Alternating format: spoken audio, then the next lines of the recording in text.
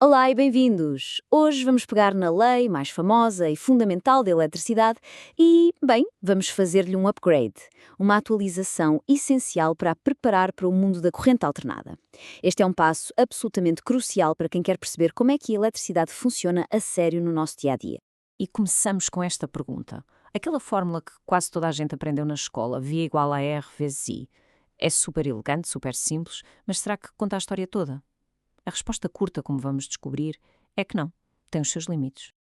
Ok, então para percebermos bem esta atualização, temos de fazer uma pequena viagem ao passado. Vamos revisitar a base sólida que a maioria de nós já conhece. É o ponto de partida para tudo o resto. Em corrente contínua, a vida é simples, não é? A boa e velha fórmula V igual a R vezes I. A relação entre a tensão e a corrente é direta, previsível e é governada apenas pela resistência.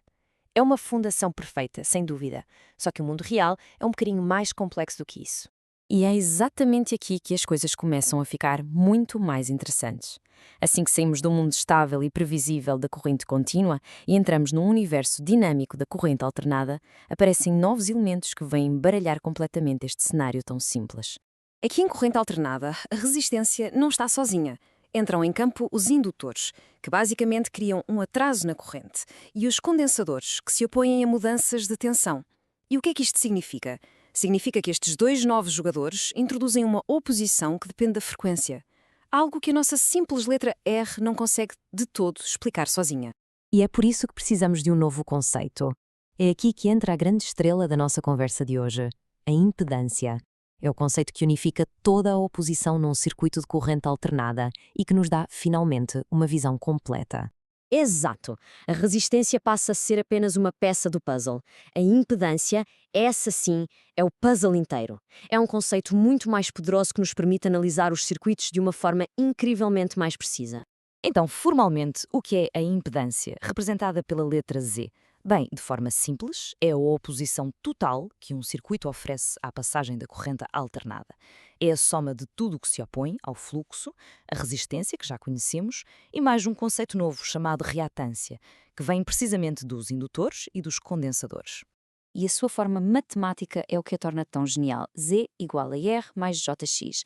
A impedância é um número complexo, mas calma, não é tão assustador quanto parece. A resistência, o R, é a parte real. A reatância, o X, é a parte imaginária. É esta combinação das duas que nos permite perceber não só a oposição total, mas também o desfazamento que existe entre a tensão e a corrente. E agora uma boa notícia. Apesar de o conceito ser muito mais completo, a unidade de medida continua a ser o nosso velho conhecido, ohm. Ufa! Pelo menos isso ajuda a manter a ligação com a lei original que todos conhecemos. Muito bem. Agora que o conceito de impedância está mais claro, estamos prontos para a grande revelação. A versão atualizada da lei de Ohm. A versão 2.0, digamos assim, já preparada para os desafios da corrente alternada.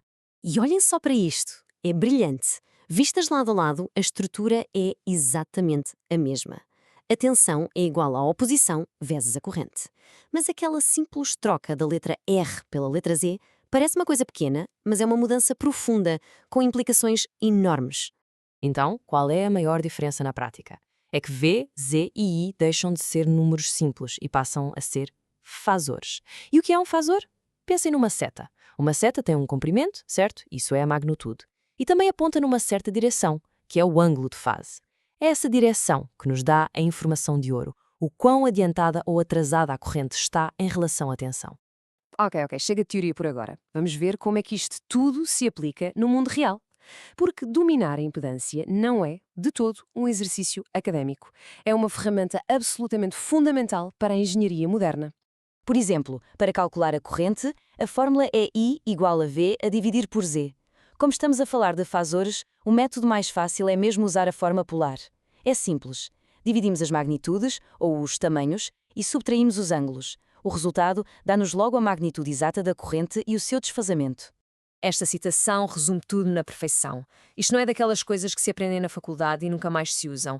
É literalmente o pão de cada dia para quem trabalha no terreno, especialmente em áreas como as energias renováveis. E porquê? É fácil de perceber. Imaginem que estamos a projetar a ligação de um parque eólico à rede elétrica.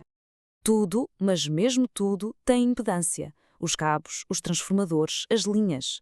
Se este Z não for calculado na perfeição, a tensão pode cair, as perdas disparam e o sistema torna-se ineficiente. Dominar a impedância é, por isso, fundamental para construir um futuro energético que funcione. E esta é a questão que nos abre a porta para o futuro. Com a lei de Ohm atualizada e o conceito de impedância no nosso cinto de ferramentas, todas aquelas regras de análise de circuitos em série e em paralelo que aprendemos para a corrente contínua podem agora ser aplicadas a qualquer circuito. Isto abre um mundo de possibilidades para resolver sistemas muito mais complexos.